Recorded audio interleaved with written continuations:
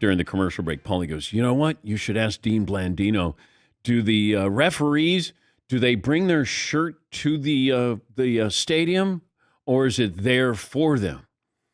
Do they own their own shirts? Who decides how tight the shirts are? Let's bring in Dean Blandino, Fox NFL college football rules analyst, former vice president of officiating. All right, Dean, let me entertain and humor Paulie. Can you answer those questions about the referees, their uniforms? Yeah, I mean, the hard-hitting questions starting Yeah. right off the bat. Yeah. I know. So they own their own uniforms. They bring them to the game with them. So it's not, you don't show up in the locker room and the uniforms are all pressed and waiting for you. So they're responsible. And I guess fortunately or unfortunately in some situations, they do go on their own and tailor their own shirts. And we've seen the result of that. They're not supposed to, but they do. They get fitted before the year and they get new uniforms every year, but they're responsible for maintaining and washing and the upkeep. Okay, wait a minute. They're not supposed to taper their jersey.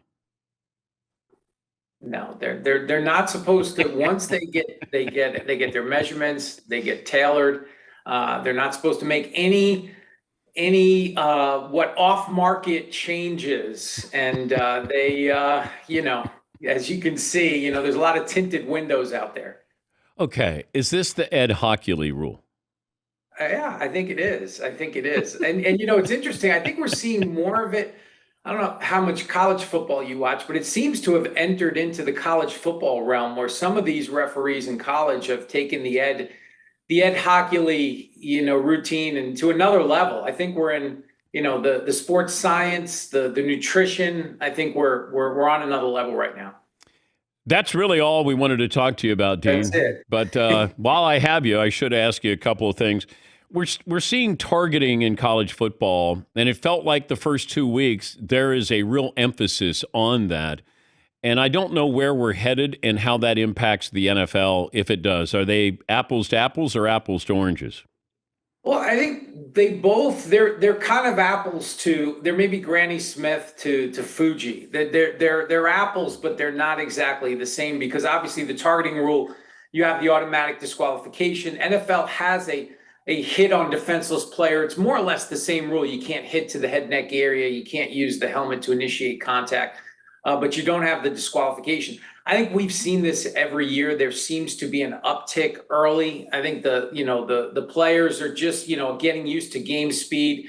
They're not practicing at the same intensity, and maybe they put themselves in a position during games that they don't normally in practice. The officials are getting used to it, but it tends to regulate itself over the course of the season. You see an uptick early, but over the last 3 years, we've averaged in FBS and FCS 1 disqualification every 5 games. So it's not like it's happening all that often. And so I think in the NFL rule, the defenseless player rule is working, and so I think both rules work. But you're going to have games and weeks where you might have a little bit of an increase in fouls. And sometimes it is what it is. Sometimes the games play out that way. Is it just me, or it feels like every year in the NFL there was emphasis on pass interference, and then a couple of years ago it was holding, and then Tom Brady tweeted out, don't want to watch this, so many holding calls. Is there an emphasis on one particular call or penalty every year that you start the year with? There usually is. And that process, the competition committee, they start meeting during the season in terms of conference calls and things like that. Then once the season ends, they really pick up their schedule. And they look at all the trends from the season. A lot of that is passing yards per game. That's an important number. Points per game, plays per game. So they look at all of that. And if they notice anything that's an issue, then they'll dive into the tape and see, okay, are we not calling fouls in certain areas? Are we missing fouls? And I think this year, illegal contact will be the one that we'll probably be talking about at least early on, because last year there were only 36 fouls in 272 games. That's the lowest in history. And that foul, that's your defensive players can't contact beyond 5 yards. That goes back to the 70s, that rule. And that impacts the passing game. Passing yards were down last year for the first time. It was the second lowest since 2010. So that's somewhat of a concern. So you have to look at, are we not calling illegal contact? Are we allowing defenders to disrupt routes and disrupt the timing downfield illegally? So that'll be a point of emphasis. I think we'll see an uptick early, and those are big penalties. They're 5 yards, but they're automatic first downs.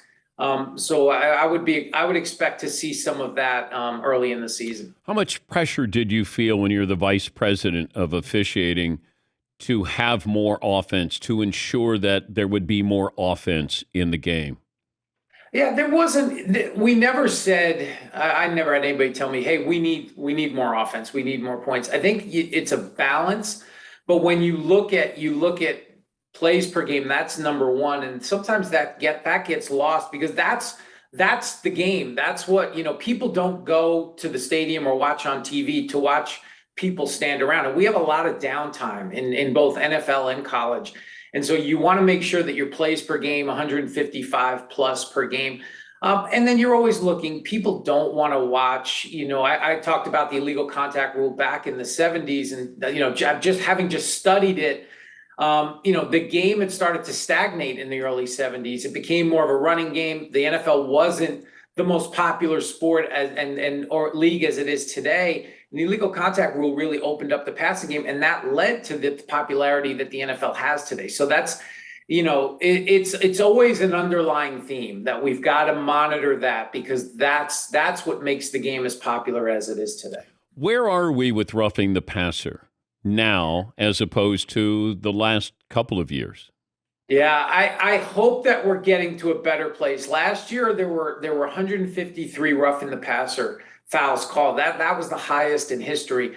And the league, I think, got together with the committee, the officiating department, and they really studied it. And they came out in the offseason and they said, hey, we called some fouls that we probably shouldn't have last year. And the focus was in two areas: forcible contact to the head, neck, and the hit to the knee area or below. And they felt there were some fouls last year where it really wasn't forcible. It was more of a incidental contact. And they showed all the officials, the referees specifically, because they're the ones that are responsible for that primarily, and said, hey, these are not fouls. It's a point of emphasis. The low hit, they really want to see that forcible contact.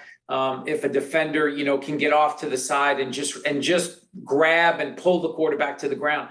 So I think we're going to see that number drop, and I'm hoping that we get to a good place where we're not, because those, as you know, those are 15-yard penalties. Those are big calls, and those can change games.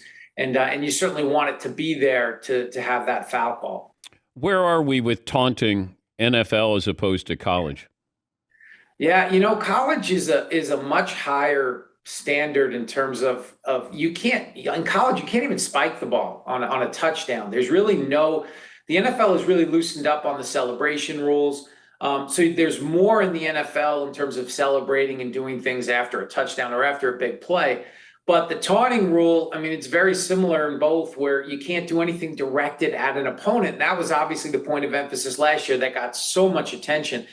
And again, you could debate whether the league went too far. And I think there were some incidents where, it probably wasn't enough.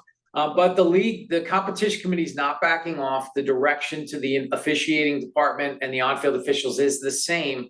You can celebrate, you can do things with your teammates, but if you do anything directed at an opponent that crosses that line, that's going to be a foul.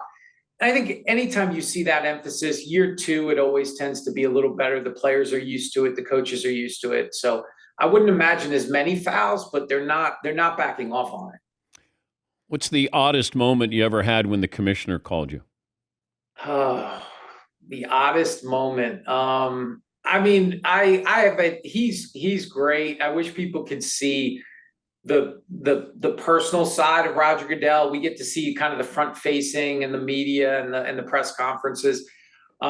He's great. I had a situation a couple of years back where I was seen on a certain, we won't name names, but a certain organization. They've got a big bus with a big star on it. And I was on that bus for a little social gathering, and it happened to make some media and news attention. And he and I had a good conversation, and he was just, it was a funny conversation about him, because obviously he's had experience with that organization, and so that was probably, I won't get into too many details, but that was probably my most interesting conversation with him. Did you get verbally spanked for being on the It Cowboys wasn't a bus? spanking. It was more like a, just, when you talk to your kids, it's not quite a spanking, but it's you know what you did, right? Come on, let's pick it up a little bit. It was a point of emphasis. It was a point of emphasis that year and going forward, not to be on any party buses going forward. Thank you, buddy. Good to talk to you. Ken. All right. Take care. Dean Blandino, Fox NFL college football rules analyst, former VP of officiating.